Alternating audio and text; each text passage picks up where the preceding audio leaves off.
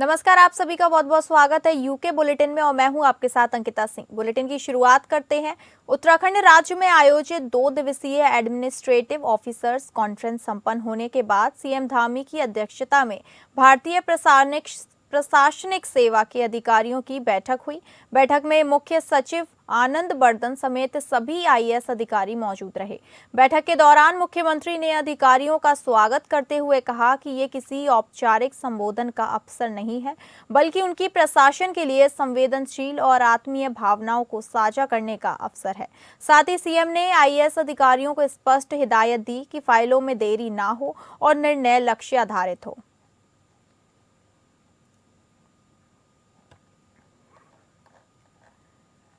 आपको बता दें, उत्तराखंड राज्य में आयोजित 2 दिवसीय एडमिनिस्ट्रेटिव ऑफिसर्स कॉन्फ्रेंस संपन्न होने के बाद सीएम धामी की अध्यक्षता में भारतीय प्रशासनिक सेवा के अधिकारियों की बैठक हुई। बैठक में मुख्य सचिव आनंद बर्धन समेत सभी आईएएस अधिकारी मौजूद रहे। बैठक के दौरान मुख्यमंत्री ने अधिकारियों का स्वागत करते हुए कहा कि ये किसी औपचारिक संबोधन का अवसर नहीं है, बल्कि उनकी प्रशासन के लिए संवेदनशील और आत्मीय भावनाओं को साझा करने का अवसर है। साथ ही सीएम ने आईएएस अधिकारियों को स्पष्ट हिदायत दी कि फाइलों में देरी ना हो और निर्णय लक्ष्य आधारित हो।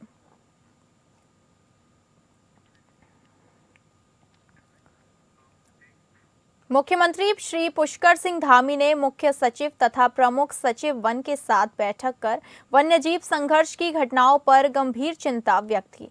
मुख्यमंत्री ने स्पष्ट निर्देश दिए कि भालुओं तथा अन्य वन्य जीवों के हमलों में घायल व्यक्तियों के उपचार का पूरा खर्च राज्य सरकार वहन करेगी। इस दौरान मुख्यमंत्री ने कहा कि प्रत्येक घायल को समय पर तथा समुचित चिकित्सा सुविधा उपलब्ध कराना सरकार की सर्वोच्च प्राथमिकता है। उन्होंने संबंधित विभागों को निर्देशित किया कि उपचार में किसी भी प्रकार की देरी ना हो और आवश्यक संसाधन तत्काल उपलब्ध कराए जाएं।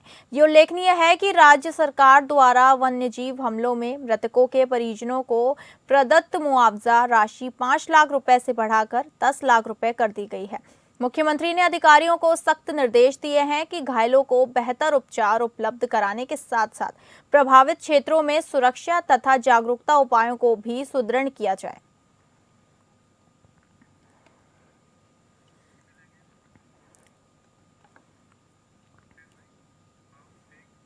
देहरादून में 13 दिनों से हड़ताल पर बैठे अधिवक्ताओं के बीच उत्तराखंड के गृह सचिव शैलेश बगोली पहुंचे। उन्होंने अधिवक्ताओं की सभी प्रमुख मांगों पर चर्चा की और सरकार की ओर से समाधान का आश्वासन दिया।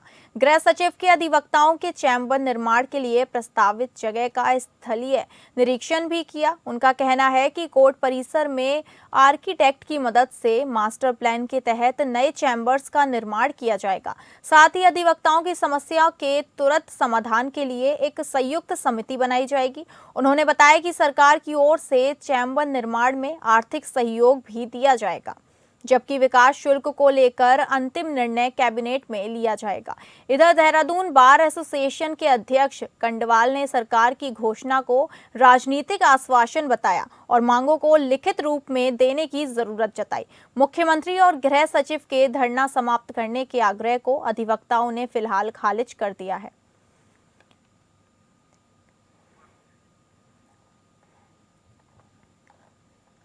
आपको बता दें, देहरादून में 13 दिनों से हड़ताल पर बैठे अधिवक्ताओं के बीच उत्तराखंड के गृह सचिव से शैलेश बगोली पहुंचे। उन्होंने अधिवक्ताओं की सभी प्रमुख मांगों पर चर्चा की और सरकार की ओर से समाधान का आश्वासन दिया। गृह सचिव ने अधिवक्ताओं के चैम्बर निर्माण के लिए प्रस्तावित जगह का स्थलीय निरीक्षण भी किया। उनका कहना है कि कोर्ट परिसर में आर्किटेक्ट की मदद से मास्टर प्लान के तहत नए चैम्बर्स का निर्माण किया जाएगा। साथ ही अधिवक्ताओं की समस्याओं के त्वरित समाधान के लिए एक संयुक्त समिति बनाई जाएगी। उन्होंने बताया कि सरकार की ओर से चैम्बर निर्माण में आर्थिक सहयोग भी दिया जाएगा, जबकि विकास शुल्क को लेकर अंतिम निर्णय कैबिनेट में लिया जाएगा। इधर देहरादून बार एसोसिएशन के अध्यक्ष कंडवाल ने सरकार की घोषणा को राजनीतिक आश्वासन बताया और मांगों की लिखित रूप में देने की जरूरत जताई। मुख्यमंत्री और गृह सचिव के धरना समाप्त करने के आग्रह को अधिवक्ताओं ने फिलहाल खारिज कर दिया है।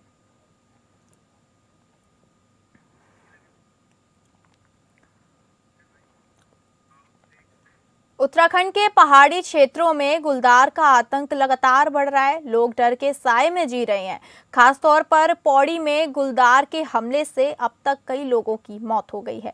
बीते दिन श्रीनगर के लोगों में प्रदर्शन किया, आदमखोर गुलदार को पकड़ने की मांग की। इस मुद्दे पर जमकर राजनीति भी हो रही है।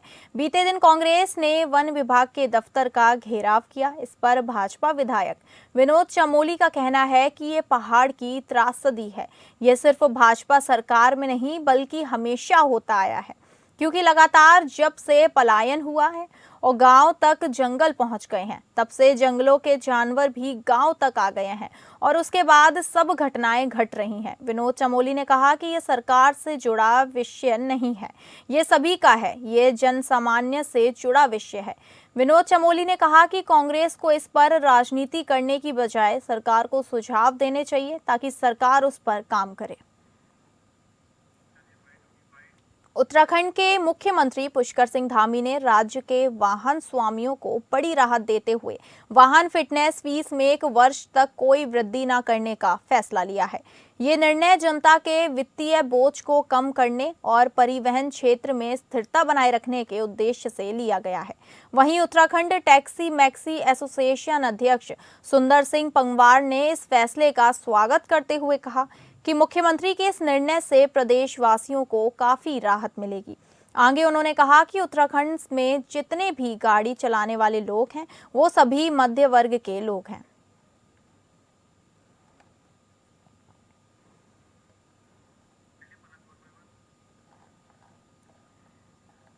आपको बता दें, उत्तराखंड के मुख्यमंत्री पुष्कर सिंह धामी ने राज्य के वाहन स्वामियों को बड़ी राहत देते हुए वाहन फिटनेस फीस में 1 वर्ष तक कोई वृद्धि न करने का फैसला लिया है। ये निर्णय जनता के वित्तीय बोझ को कम करने और परिवहन क्षेत्र में स्थिरता बनाए रखने के उद्देश्य से लिया गया है।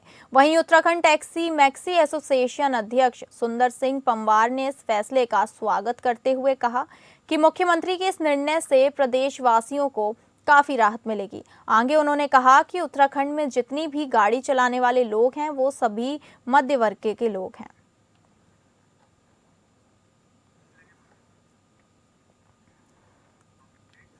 बागेश्वर जनपद के गरुड़ ब्लॉक अंतर्गत लाहौर घाटी के गनी गांव क्षेत्र में गुलदार का आतंक बना हुआ है। पिछले कुछ दिनों से गुलदार कई मवेशियों को शिकार बना चुका है, जिससे ग्रामीणों में भय का माहौल है। गनी गांव में सैलानी इंटर कॉलेज के बीच झाड़ियों में स्कूली बच्चों द्वारा गुलदार और उसके 2 शावकों को देखे जाने के बाद क्षेत्र में दहशत फैल गई है।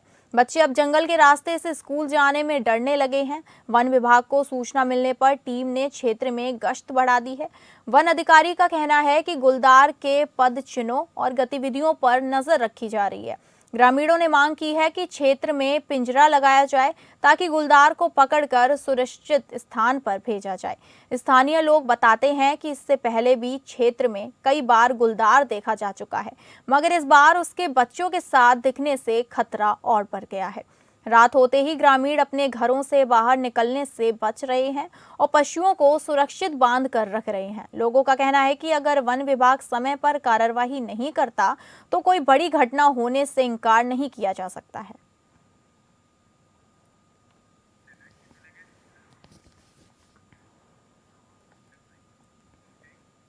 नर्सिंग सेवा संघ उत्तराखंड के संरक्षक विजय चौहान ने प्रेस वार्ता में बताया कि नर्सिंग अधिकारियों की भर्ती के 690 पदों का विज्ञापन उत्तराखंड चिकित्सा सेवा संघ आयोग द्वारा परीक्षा के माध्यम से निकल गया है, जिसे तुरंत वापस लिया जाए। नए पदों को स्वीकृत करवाकर नर्सिंग भर्ती नियमावली में संशोधन करके कम से कम 15 पदों की भर्ती वर्षवार सीनियरिटी के आधार पर अतिशीघ्र निकाली जाए। इसके अलावा उन्होंने मांग की है कि जो बेरोजगार नर्सिंग अधिकारी ओवर एज हो चुके हैं, उनके लिए भर्ती विज्ञापन में कम से कम 2 साल की आयु सीमा में छूट दी जाए। साथ ही अन्य राज्यों के नर्सिंग अभ्यर्थियों को नई भर्ती में शामिल नहीं किया जाए, क्योंकि वहां फर्जी प्रमाण पत्र तैयार करके यहां रजिस्ट्रेशन करवा रहे हैं, जिससे यहां के मूल निवासियों का भविष्य संकट में पड़ गया है।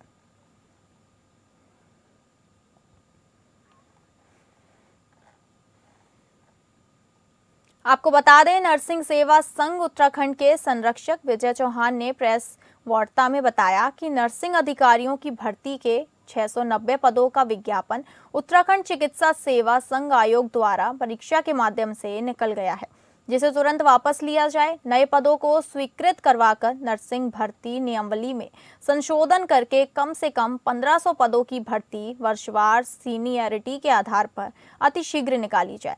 इसके अलावा उन्होंने मांग की है कि जो बेरोजगार नर्सिंग अधिकारी ओवर एज हो चुके हैं, उनके लिए भर्ती विज्ञापन में कम से कम 2 वर्ष की आयु सीमा में छूट दी जाए। साथ ही अन्य राज्यों के नर्सिंग अभ्यर्थियों को नई भर्ती में शामिल नहीं किया जाए, क्योंकि वहां फर्जी प्रमाण पत्र तैयार करके यहां रजिस्ट्रेशन करवा रहे हैं, जिससे यहां के मूल निवासियों का भविष्य संकट में पड़ गया है।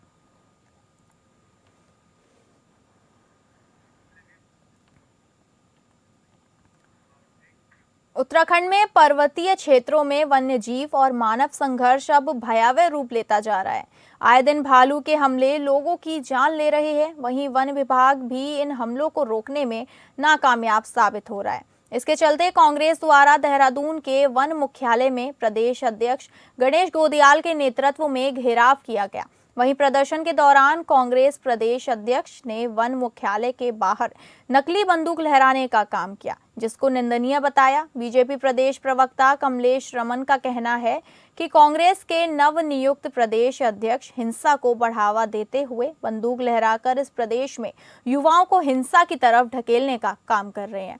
हिंसा की बात कर कानून से खिलवाड़ कांग्रेस की पुरानी आदत है।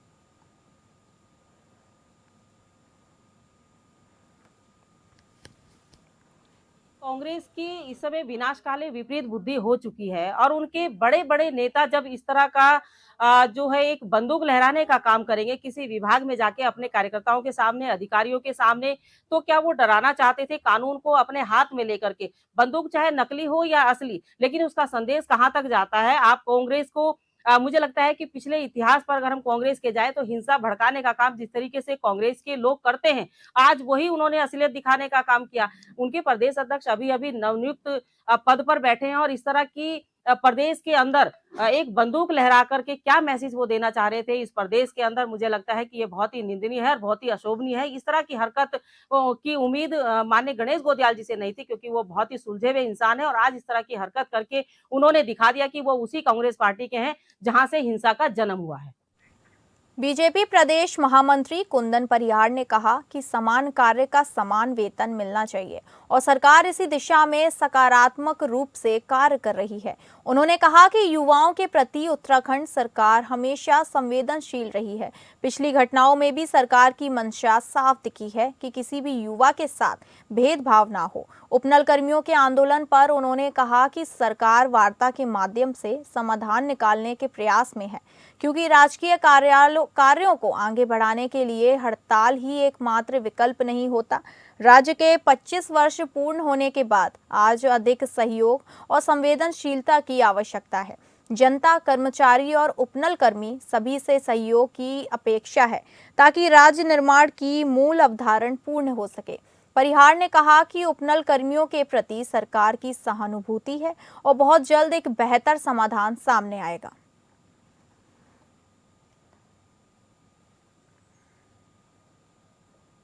हड़ताल एकमात्र माध्यम नहीं होता है। हम जानते हैं कि हमारा राज्य आज 25 वर्ष पूर्ण कर चुका है और इस परिप्रेक्ष्य में हम सबसे सहयोग की अपेक्षा करते हैं।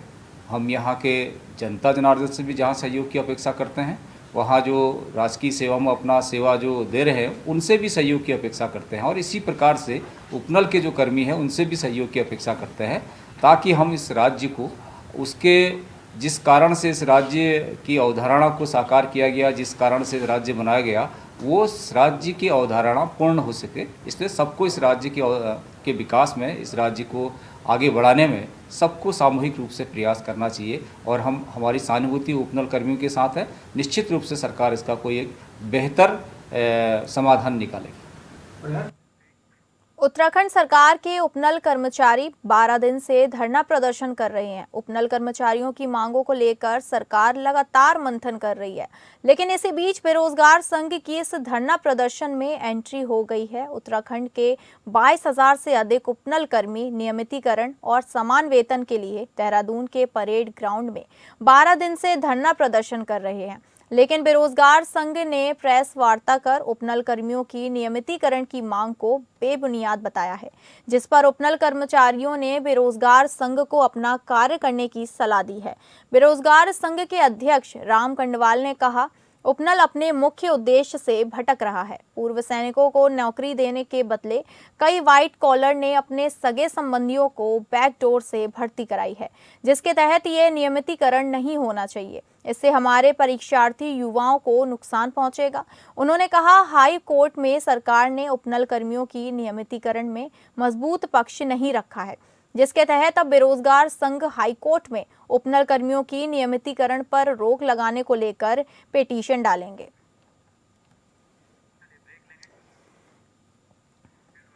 महापौर विकास शर्मा ने नगर के समग्र विकास को गति देते हुए शहर के कई वार्डों में ताबड़तोड़ शिलान्यास कर करोड़ों रुपए के निर्माण कार्यों की सौगात दी। वार्ड 40 में छठ पूजा घाट, वार्ड 11 खेड़ा में क्षतिग्रस्त सड़कों के पुनर्निर्माण, वार्ड 23 और 26 में सीसी सड़क व नाली निर्माण तथा वार्ड 21 में नाली व पुलिया निर्माण कार्यों का शुभारंभ किया गया। शहरवासियों ने जगह जगह महापौर का गर्मजोशी से स्वागत किया। महापौर ने कहा कि मुख्यमंत्री पुष्कर सिंह धामी के मार्गदर्शन में शहर में विकास अब कागजों पर नहीं, जमीन पर आ चुका है। नगर निगम कई जल कल्याणकारी सेवाओं को जोड़कर कार्य क्षेत्र बढ़ा चुका है। सिंह कॉलोनी में पहला आयुष्मान आरोग्य केंद्र शुरू हो चुका है और 7 और केंद्र खोलने की तैयारी है। महापौर ने कहा कि नगर निगम पारदर्शिता और जीरो टॉलरेंस की नीति पर काम कर रहा है और शहर को स्मार्ट सिटी बनाने के लिए तेजी से नई योजनाएं लागू की जा रही हैं।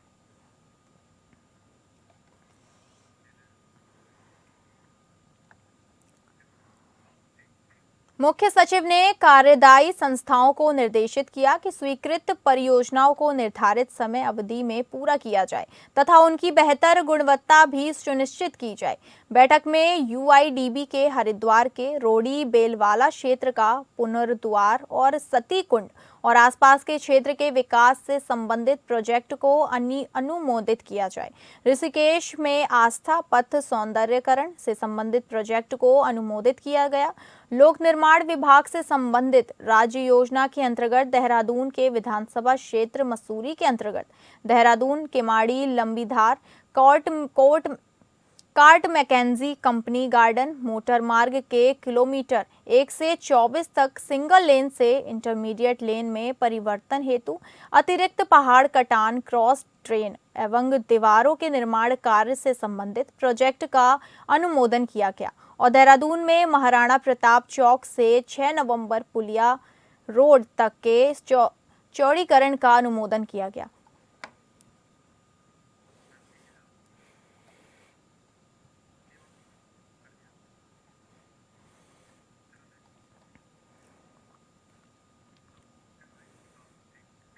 ऊधम सिंह नगर में डीजी गोयनका पब्लिक स्कूल डिडिब्बा बिलासपुर में वार्षिकोत्सव वाइब्रेशंस 3.5 का आयोजन हर्षोल्लास और गरिमा के साथ संपन्न हुआ। इस वर्ष समारोह का विषय नवांकुर विजन फॉर 2030 रहा, जिसका उद्देश्य विद्यार्थियों में सृजनशीलता, समानता और सतत विकास के प्रति जागरूकता बढ़ाना था। मुख्य अतिथि प्रसिद्ध अभिनेता श्री तरुण खन्ना तथा विशिष्ट अतिथि श्री निपुण गोयनका प्रबंध निदेशक जीडी गोयनका ग्रुप रहे। अतिथियों का स्वागत पुष्पगुच्छ और स्मृति चिन्ह भेंट कर किया गया। विद्यार्थियों ने शिक्षा प्रभावशाली प्रस्तुतियों से दर्शकों को मंत्रमुग्ध कर दिया। प्रधानाचार्य श्रीमती रूपाली पुरी ने वार्षिक प्रतिवेदन प्रस्तुत किया और विद्यालय की उपलब्धियों की जानकारी दी। राष्ट्रीय और अंतर्राष्ट्रीय स्तर पर उत्कृष्ट प्रदर्शन करने वाले विद्यार्थियों को सम्मानित किया गया।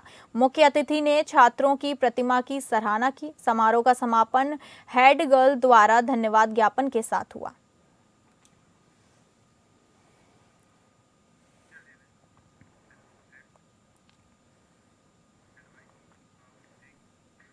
उत्तराखंड में हाल ही के दिनों मानव वन्य जीव संघर्ष लगातार बढ़ रहा है। भालू, बाघ, तेंदुआ और हाथी जैसे वन्य जीव रिहायशी इलाकों में घुसकर लोगों पर हमला कर रहे हैं। विशेष रूप से भालू के हमलों की घटनाएं पिछले 2 महीनों से तेजी से बढ़ी हैं। अक्टूबर से अब तक 14 हमले दर्ज किए जा चुके हैं, जिसके बाद वन विभाग पूरी तरह अलर्ट मोड पर है। विभाग ने सभी जिलों के डीएफओ को स्थानीय लोगों से लगातार संबंध बनाए रखने और उपलब्ध संसाधनों के अधिनियम उपयोग के निर्देश दिए हैं। उत्तराखंड के पर्वतीय जिलों में मानव वन्य जीव संघर्ष के मामले इस समय सबसे बड़ी चुनौती बन गए हैं। पौड़ी, चमोली, रुद्रप्रयाग, बागेश्वर, पिथौरागढ़ और केदारनाथ वन्य जीव अभयारण्य के इलाकों में भालुओं की मूवमेंट असामान्य रूप से बढ़ी हुई है। 2 दिन पहले चमोली में एक महिला पर देर शाम भालू ने हमला कर दिया था। हमले में महिला का चेहरा गंभीर रूप से क्षतिग्रस्त हो गया। जिंदगी बचाने के लिए महिला रात भर पेड़ के पीछे छिपी रही। सुबह ग्रामीणों ने उसे घायल अवस्था में देखा, जिसके बाद उसे एयरलिफ्ट कर ऋषिकेश एम्स में भर्ती कराया गया। उसकी हालत गंभीर बनी हुई है।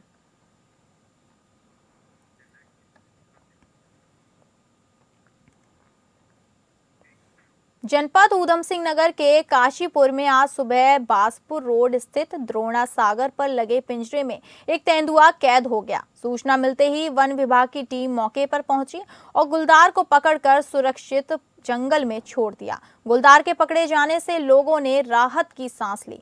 दरअसल पिछले काफी समय से काशीपुर की आबादी वाले द्रोणा सागर तीर्थ क्षेत्र के गोविशाण टीले और आसपास के इलाकों में गुलदार की लगातार दस्तक बनी हुई थी। कई बार गुलदार देखा भी गया और पहले पकड़ा भी जा चुका है, लेकिन गुलदार की संख्या अधिक होने के चलते लगातार इसकी दस्तक यहां देखी गई है। पिछले काफी समय से इस गुलदार की दस्तक के चलते लोग दहशत में थे। दहशत का पर्याय बना गुलदार आखिरकार आज सुबह पिंजरे में कैद हो गया। ये गुलदार पिछले कई महीनों से पालतू जानवरों को शिकार बना रहा था, जिससे स्थानीय लोगों में भय का माहौल बना हुआ था।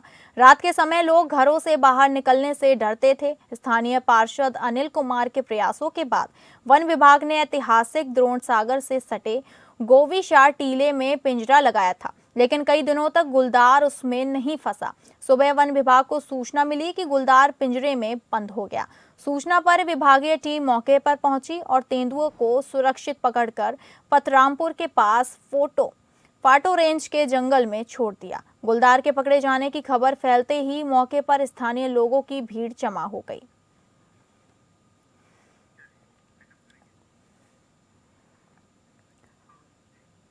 फिलहाल यूके बुलेटिन में बस इतना ही। नमस्कार।